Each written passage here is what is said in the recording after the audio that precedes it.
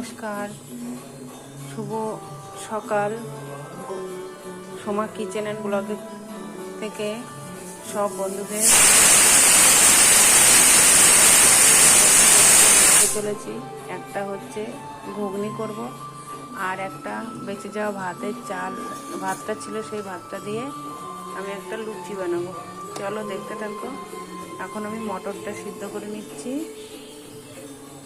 মটর সিদ্ধ হয়ে গেলে মশলাটা করে নেব। তোমরা সবাই দেখতে থাকো। ভাতটা আমি মিক্সিতে পিষে নিয়েছিলাম, পিষে নিয়ে এরকম করে পিষে নিয়েছিলাম। এটাকে আমি আটার মতন মেখে নেব। এর মধ্যে কিছুটা লবণ দিয়ে দেবো স্বাদ অনুসারে, আর এর মধ্যে লাগবে 1 কাপ মতো চালের গুঁড়ো। চালের গুঁড়োটা না দিলে আটাটা ভালো হবে না, শক্ত হবে না। চালের গুঁড়ো দিয়ে মাখাতে হবে। চালের গুঁড়ো দিয়ে মাখিয়ে এটাকে শুকনো শুকনো করতে হবে আটার মতো। 2 চামচ মতন বেসনও দিয়ে দেবো এর মধ্যে, তবেই সুন্দর হবে আটা মাখানোটা। মেখে রেখেছি। ভাত দিয়েও যে এত সুন্দর আটা মেখে লুচি বানানো যায়, তা আজকে আমি তোমাদের দেখাবো। তোমরা সবাই আমার সঙ্গে থাকো বন্ধুরা।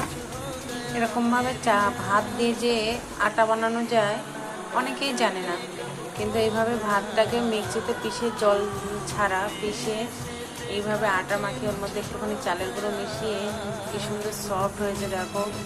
এরকমভাবে মেখে কিছুক্ষণ রেখে দাও। রেখে দেওয়ার পরে এটাকে লুচি, পরোটা কিংবা রুটি বেলেও সাথে মাংসর তরকারি দিয়েও খেতে পারবে।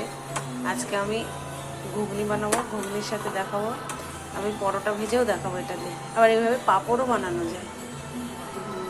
মশলাটা আমি করে নেব। মশলাটা করে ঘুগনিটা বানানো দেখাচ্ছি তোমাদের। বয়েল করে নিলাম। এবার একটা আলু বার করে এটাকে আমি একটু ছোট ছোট টুকরো করে এর মধ্যে দিয়ে দেবো। এর মধ্যে দিয়ে দিচ্ছি। একটুখানি গলিয়ে দিলে তরকারিটা গাঢ় হবে, দেখতেও সুন্দর হবে। মশলাটা আমি কষিয়ে নিই। গ্যাসটা জ্বালিয়ে নিচ্ছি। এবার তেল গরম করে আমি মশলাটা কষিয়ে নেব। তেল দিয়ে দিচ্ছি। তেলটা গরম হলে আমি ফোড়নে তেজপাতা, গরম মশলা আর জিরে দিয়ে দেবো। এর মধ্যে আমি গোটা জিরে, তেজপাতা আর গোটা গরম মশলা দিয়ে দিলাম। এবার আমি মশলাটাকে কষিয়ে নেব। মশলাটাকে কষিয়ে নিই। মশলা একটু গায়ে লেগেছিল, মশলার জলটা দিয়ে দিলাম। কিছুক্ষণ কষাতে থাকবো। 1 চামচ মতন হলুদ দিয়ে দিচ্ছি। যেহেতু মটর আমি লবণ দিয়ে সিদ্ধ করে নিয়েছিলাম, তাই অল্প করে লবণ দিলাম। স্বাদ অনুসারে কালার হওয়ার জন্য আমি কাশ্মীরি মির্চি পাউডারটা দিচ্ছি, এটাতে কালার হবে।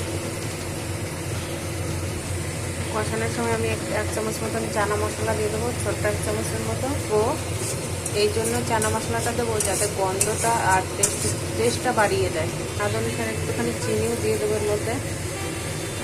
একটুখানি চিনি দিয়ে দিচ্ছি। মশলার গা থেকে তেল ছেড়ে দিয়েছে দেখো। এইবার আমি সিদ্ধ করা মটরটার মধ্যে ঢেলে দেবো।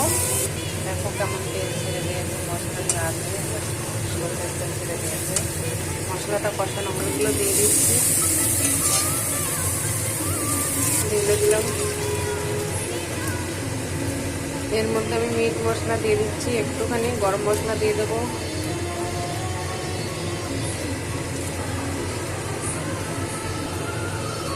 এর মধ্যে একটু আলুর দমের মশলা দিয়ে দেবো। যেহেতু আলু দিয়ে মটর দিয়ে সবজিটা, আলুর দম দিলে টেস্টিটা আরও বাড়বে।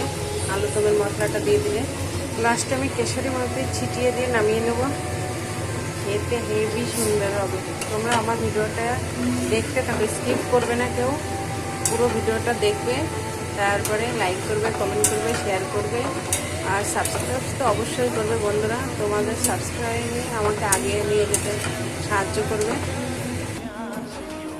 এবার আমি রুটিটা বেলে দেখাবো তোমাদের, তারপরে লুচি করে দেখাবো। এটাকে নরম হাতে বেলতে হবে, না হলে ফেটে যাবে। আর একটুখানি ময়দা ছিটিয়ে নিতে হবে গায়ে।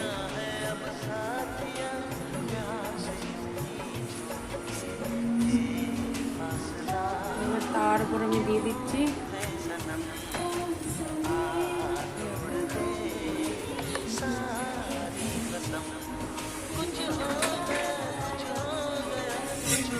দেখো রুটিটা কত সুন্দর হয়েছে। ভাত দিয়ে যে এত সুন্দর লুচি বানানো যায় না দেখলে বিশ্বাসই করতে পারবে না তোমরা। তাই বাড়িতে সবাই একবার ট্রাই অবশ্যই করবে। ট্রাই করে দেখো, এত সুন্দর একটা রেসিপি, যেমন খেতে তেমন সুন্দর। মনেই হবে না যে ভাত দিয়েও যে এত সুন্দর রুটি তৈরি করা যায়।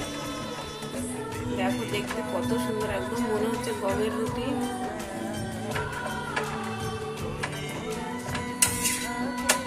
ভালো করে এপাশ ওপাশ করে সেঁকে নিতে হবে। দেখো কত সফট, একদম মনে হচ্ছে না যে গমের রুটি। এর সাথে আমি ঘুগনি দিয়ে সার্ভ করব। এবার লুচিটা আমি ভেজে নিচ্ছি। লুচিটা ভেজে দেখাচ্ছি তোমাদের কেমন হয় লুচিগুলো।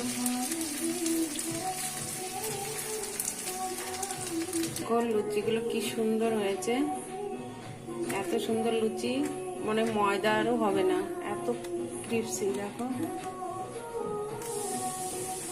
তোমরা বাড়িতে সবাই ট্রাই করবে, ট্রাই করে আমাকে লাইক করবে, কমেন্ট করবে, সাবস্ক্রাইব অবশ্যই করবে, শেয়ার করবে। থ্যাংক ইউ বন্ধুরা।